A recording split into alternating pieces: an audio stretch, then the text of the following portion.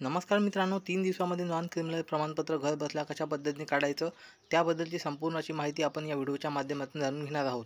त्यासाठी व्हिडिओमध्ये शेवटपर्यंत राहा। चॅनलवरती नवीन असाल तर चॅनलला सबस्क्राईब करा। ही माहिती महत्त्वपूर्ण आणि उपयुक्त वाटल्यास आपल्या इतर मित्रांना शेअर करायला विसरू नका। तर महत्त्वाचं म्हणजे ज्यांच्यासाठी सर्टिफिकेट काढायचं आहे म्हणजे बेनिफिशियरी, तर इथे बेनिफिशियरीचा ऑप्शन तुम्हाला येणार नाही। तर इथे तुम्हाला कोणतंही एक रिलेशन सिलेक्ट करायचं आहे आणि पुन्हा एकदा सन ऑप्शनवरती क्लिक केल्यानंतर तुम्हाला बेनिफिशियरी डिटेल नावाचा एक नवीन ऑप्शन इथे अवेलेबल दिसणार आहे। तर हे ऑप्शनमध्ये तुम्हाला माहिती टाकणं अनिवार्य आहे, अन्यथा तुमचं जे काही प्रमाणपत्र आहे त्याच्यावरती इथे बेनिफिशियरी तर तुम्हाला जन्मतारीख टाकायची, अन्यथा जन्मतारीख नाही टाकली तरी काही प्रॉब्लेम नाही। तर हे तुम्हाला महत्त्वाचं लक्षात ठेवायचं। दुसरी स्टेप कंप्लीट करायची, डॉक्युमेंट अपलोड। फोटो तुम्हाला 160 पिक्सल आणि हाईट जी आहे ते 210 ते 212 मध्ये तुम्हाला हे फोटो अशा पद्धतीने अपलोड करून घ्यायचा आहे। तर यासाठी तुम्हाला मित्रांनो सर्वप्रथम आपले सरकार पोर्टलवरती यायचं आहे आणि तुम्हाला इथे तुमचं अकाउंट तयार करून घ्यायचं आहे। अकाउंट तयार करणं अगदी सोपं आहे। याच्यावरती आपण ऑलरेडी व्हिडिओ बनवलेले आहेत। इथे अकाउंट तयार केल्यानंतर तुम्हाला तुमचं एक काही उत्पन्नाचं सर्टिफिकेट किंवा प्रमाणपत्र आहे, 3 वर्षाचा उत्पन्नाचा दाखला तुम्हाला इथून तुम्हाला काढून घ्यायचा आहे। त्यावरती सुद्धा आपण उत्पन्नाचा दाखला कशा पद्धतीने काढायचा व्हिडिओ बनवलेला आहे। त्यानंतर पुढची प्रोसेस आपण पाहूया, जेणेकरून याच्यामध्ये वेळ जाणार नाही। तर अकाउंट तयार केल्यानंतर तुम्हाला इथे तुमचं जे अकाउंट तुम्ही तयार केलेलं आहे ते अकाउंट तुम्हाला इथे लॉग इन करून घ्यायचं आहे। तुम्हाला या अगोदर अप्लाय करण्याच्या अगोदर तुम्हाला उत्पन्नाचा दाखला 3 वर्षाचा ते काढून घ्यायचा आहे तलाठी अहवालच्या आधारावरती। तर ते संपूर्ण प्रोसेस तुम्हाला त्या व्हिडिओमध्ये मिळून जाईल। इथे मी लॉग इन करतो। लॉग इन ऑप्शनवरती क्लिक केल्यानंतर तुमच्यासमोर पाहू शकता, आता मी अगोदर इथे उत्पन्नाचा दाखला काढून घेतलेला आहे। इथे पाहू शकता अप्रूव्ह झालेला आहे। तुम्हाला सुद्धा अगोदर 3 वर्षाचा उत्पन्नाचा दाखला काढून घ्यायचा आहे। त्यानंतर तुम्हाला डाव्या साईडला रेव्हेन्यू डिपार्टमेंट हे ऑप्शन शोधायचं आहे। तुम्हाला पासवर्ड चेंज करायचा असेल तर इथून करू शकता।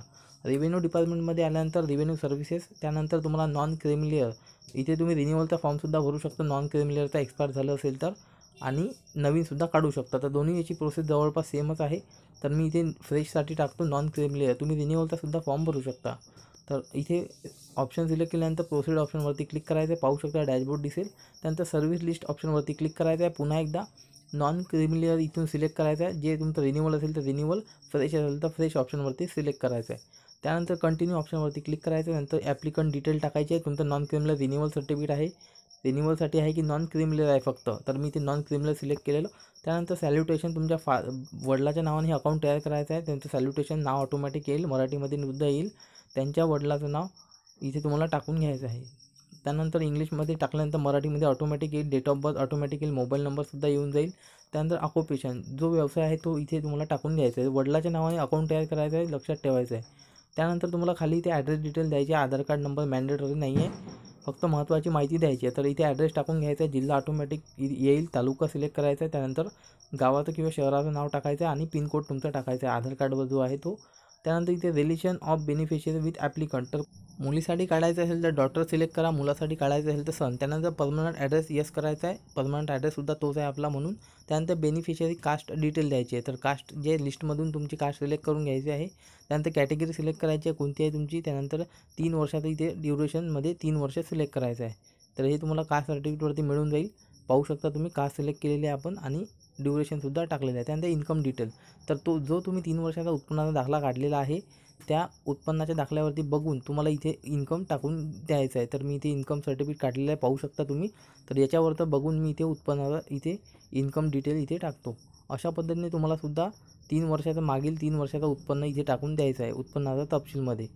जे तुमचं ज्या अंतर्गत तुमचं उत्पन्न असेल ते तुम्हाला टाकून द्यायचं आहे। तर मी ती अदरमध्ये टाकलेलं आहे, पाहू शकता, व्यवस्थित टाकायचं आहे जेणेकरून काही अडचण येणार नाही। त्यानंतर पुढे यायचं आहे। पुढे आल्यानंतर आता महत्त्वाची माहिती भरायची आहे, फक्त जे मॅन्डेटरी आहे ते। अदर डिटेलमध्ये इथे तुम्हाला काही इथे आवश्यकता नाही माहिती। त्यानंतर अदर डिटेल खाली आल्यानंतर इथे रिझन टाकायचं आहे, एज्युकेशनलसाठी पाहिजे आपल्याला म्हणून मी इथे एज्युकेशन टाकतो। त्यानंतर affidavit, do you need affidavit is in no ऑप्शनवरती क्लिक कर। त्यानंतर महत्त्वाचं म्हणजे ज्यांच्यासाठी सर्टिफिकेट काढायचं आहे म्हणजे बेनिफिशियरी, तर इथे बेनिफिशियरीचा ऑप्शन तुम्हाला येणार नाही। तर इथे तुम्हाला कोणतंही एक रिलेशन सिलेक्ट करायचं आहे आणि पुन्हा एकदा सन ऑप्शनवरती क्लिक केल्यानंतर तुम्हाला बेनिफिशियरी डिटेल नावाचा एक नवीन ऑप्शन इथे अवेलेबल दिसणार आहे।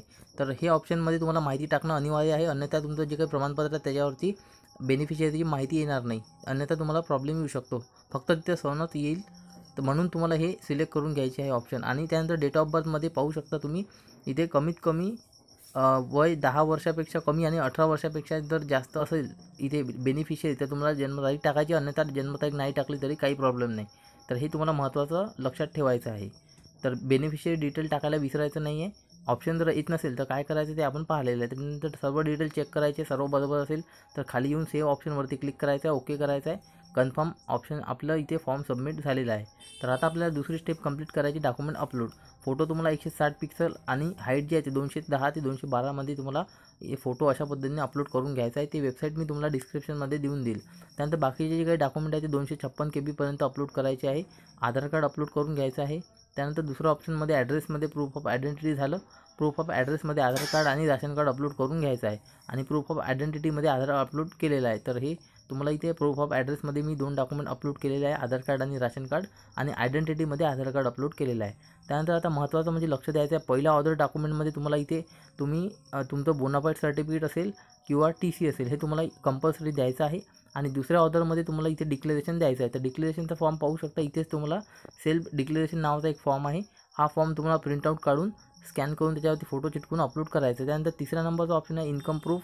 याच्यामध्ये 3 वर्षाचा उत्पन्न दाखला काढून अपलोड करायचा आहे. त्यानंतर 4 नंबरला आहे ॲफिडेविट ऑफ कास्ट. तर याच्यामध्ये कास्ट सर्टिफिकेट तुमचं बेनिफिशियरी म्हणजे इथे जे काही लाभार्थी आहे त्यांचं कास्ट सर्टिफिकेट अपलोड करायचं आहे. आणि 5वं जे आहे ते proof of caste of self. इथेसुद्धा तुम्हाला कास्ट सर्टिफिकेट अपलोड करायचं आहे. काही प्रॉब्लेम नाही दोन्ही ठिकाणी. अशा पद्धतीने तुम्हाला डॉक्युमेंट अपलोड करायचे आहे. किंवा तुम्ही जे काही बोनाफाईड असेल, TC असेल किंवा 10वीचं बोर्ड सर्टिफिकेट असेल, या 3पैकी कोणतंही एक डॉक्युमेंट तुम्ही अदर ऑप्शनमध्ये अपलोड करू शकता. आणि दुसरं जे अदरचं ऑप्शन आहे त्याच्यामध्ये तुम्हाला काय अपलोड करायचं आहे तर ते म्हणजे तुम्हाला डिक्लेरेशन. तर हे डिक्लेरेशन तुम्हाला अपलोड करायचं आहे. याच्यावरती फोटो चिटकवायचा आहे, माहिती भरायची आहे, प्रिंट काढून स्कॅन करून अदर या सेकंड नंबरच्या ऑप्शनवरती अपलोड करायचं आहे. आणि पहिल्या ऑर्डरमध्ये TC, बोनाफाईड किंवा 10वीचं बोर्ड सर्टिफिकेट हे अपलोड करायला विसरायचं नाही, जेणेकरून तुमचं डॉक्युमेंट रिजेक्ट कधीच होणार नाही.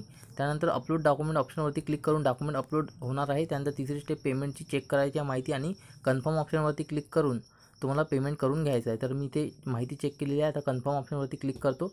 इथं क्रेडिट कार्ड, डेबिट कार्डवरती क्लिक करायचं आहे. प्रोसेस टू पेमेंट ऑप्शनवरती क्लिक करायचं आहे.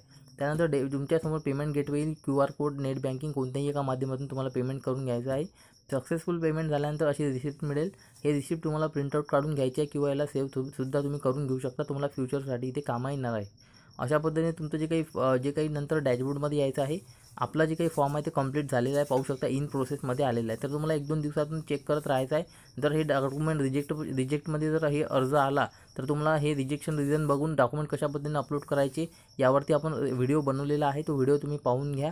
तुमचा जर अर्ज रिजेक्शनमध्ये आला काही कारणास्तव तर आता इथे होमवरती आलेला मी पाहू शकता इन प्रोसेस आहे. तुम्हाला 1-2 दिवसानंतर चेक करत राहायचं आहे. तर आता 3 ते 7 दिवसामध्ये तुम्हाला चेक करत राहायचं आहे. तर आता मी इथे पुन्हा लॉग इन करतो. 3 ते 7 दिवसानंतर किंवा याच्या मधात तुम्ही कधी चेक करू शकता. जर रिजेक्टमध्ये आला तर डॉक्युमेंट कसे अपलोड करायचे यावरती व्हिडिओ बनवलेला आहे. तो व्हिडिओ तुम्ही पाहून घ्या, तुम्हाला काही अडचण आली असेल तर रिजेक्शनसाठी. तर आता मी ते लॉग इन करतो, पाहू शकता 3 ते 7 दिवसामध्ये नॉन क्रिमिनल सर्टिफिकेट मिळतेच. तुम्हाला इथे चेक करत राहायचं आहे. रिजेक्शनमध्ये आलं किंवा नाही आलं ते तुम्हाला चेक करायचं आहे. तर पाहू शकता आपलं हे सर्टिफिकेट ॲप्रूव्ह झालेलं आहे. डेट पाहू शकता 14 एप्रिलला टाकलं होतं आपण. तोच जे काही आपण पेमेंट केलेलं आहे ॲप्लिकेशनचं तेच प्रमाणपत्र आहे हे इथे पाहू शकता. ॲप्रूव्ह झालेलं आहे सध्या डॅशबोर्डमध्ये. 14 एप्रिलला होतं. ॲक्च्युअल डेट जे आहे ते पाहू शकता 24 एप्रिल आहे. तर फक्त 7 दिवसामध्ये सर्टिफिकेट आपलं आलेलं आहे. बाकीचे जे काही डे आहे ते इथे सुट्ट्या असल्यामुळे शनिवार, रविवार आणि बाकीचे हॉलिडे डे होते त्याच्यामुळे हे 24 तारखेला आलेलं आहे. तर टोटल वर्किंग डे फक्त 7च आहे. बाकीच्या जे आहे ते सुट्ट्या होत्या म्हणून इथे वेळ लागलेला आहे. डाउनलोड करण्यासाठी डाउनलोड ऑप्शनवरती क्लिक करायचं आहे. शेवटी इथे दिलेला आहे ऑप्शन. तिथे डाउनलोड ऑप्शनवरती क्लिक केल्यानंतर तुमचं जे काही नॉन क्रिमिनल सर्टिफिकेट आहे ते इथे डाउनलोड होऊन जाईल. याच्यामध्ये तुम्ही पाहू शकता कोणते कोणते डॉक्युमेंट दिले होते. जे काही डॉक्युमेंट तुम्ही अपलोड केले होते ते तुम्हाला इथे डॉक्युमेंट पाहायला मिळणार आहे. तर हे तुम्हाला ॲडोब ॲक्रोबॅटमध्ये याला ओपन करून घ्यायचं आहे आणि याची तुम्हाला प्रिंट आऊट काढून घ्यायची आहे. 2 इथे तुम्हाला प्रिंट आऊट काढल्यानंतर तुम्हाला महत्त्वाचं काम करायचं आहे ते म्हणजे तुम्हाला तुमच्या जे काही तहसील ऑफिसला आहे तिथे तुम्हाला जायचं आहे आणि याच्यावरती जे काही शिक्का आहे ते तुम्हाला सील ऑफिसचा ते तुम्हाला इथून घेऊन यायचं आहे. आणि याच्यावरती जे काही आउटवर्ड नंबर आहे ज्याला आपण जावा क्रमांक म्हणतो तो नंबर तुम्हाला टाकून इथे आणायचा आहे. तर हे महत्त्वाचं काम करायचं आहे. नंतर तुम्ही याला जे आहे ते वापरू शकता कुठेही आणि कोणत्याही ठिकाणी याला यूज करू शकता, काही प्रॉब्लेम नाही. तर अशा पद्धतीने मित्रांनो तुम्हालासुद्धा घर बसल्या नॉन क्रिमिनल सर्टिफिकेट काढायचं असेल तर तुम्ही अशा पद्धतीने काढू शकता. तुम्हाला ही माहिती किंवा हा व्हिडिओ जर महत्त्वपूर्ण वाटला असेल तर तुमचे जे कोणी ओळखीचे मित्र असतील त्यांच्यापर्यंत तुम्ही हा व्हिडिओ जास्तीत जास्त शेअर करा. ही माहिती किंवा हा व्हिडिओ आवडल्यास व्हिडिओला जास्तीत जास्त लाईक करा, शेअर करा, जेणेकरून जास्तीत जास्त लोकांपर्यंत ही माहिती पोहोचवण्यात मदत होईल. तसेच तुम्हाला या संदर्भात काही अडचणी असतील तर तुम्ही आम्हाला कमेंट करून विचारू शकता. आम्ही नक्कीच रिप्लाय देऊ. या संदर्भात तुमच्या काही प्रतिक्रिया असतील किंवा हा व्हिडिओ तुम्हाला कसा वाटला तुम्ही आम्हाला कमेंट करून सांगू शकता. तर अशा पद्धतीचं मित्रांनो हे सर्टिफिकेट आहे. याच्यावरती पाहू शकता तुमचं नाव दिसेल. जे आपण बेनिफिशियरी डिटेलमध्ये टाकलं होतं तेच नाव तुम्हाला इथे दिसणार आहे. जर तुम्ही ते बेनिफिशियरी डिटेल नाही टाकली तर तुमचं इथे नाव येणार नाही. त्यानंतर तुमच्या वडिलाचं नावसुद्धा येणार आहे. इथे पाहू शकता डिजिटल सिग्नेचरसुद्धा झालेली आहे. तर अशा पद्धतीने मित्रांनो ही आपली नॉन क्रिमिनल संदर्भात माहिती होती. या व्हिडिओच्या माध्यमातून आपण जाणून घेतलेली आहे संपूर्ण माहिती. तर ही माहिती किंवा हा व्हिडिओ महत्त्वपूर्ण वाटल्यास व्हिडिओ जास्तीत जास्त शेअर करा. जास्तीत जास्त व्हिडिओला लाईक करा. संपूर्ण व्हिडिओ पाहिल्याबद्दल धन्यवाद. जय हिंद, जय महाराष्ट्र. भेटूया पुढील व्हिडिओमध्ये मित्रांनो अशाच महत्त्वपूर्ण व्हिडिओ आणि नवीन अपडेट व माहितीसह. तोपर्यंत नमस्कार.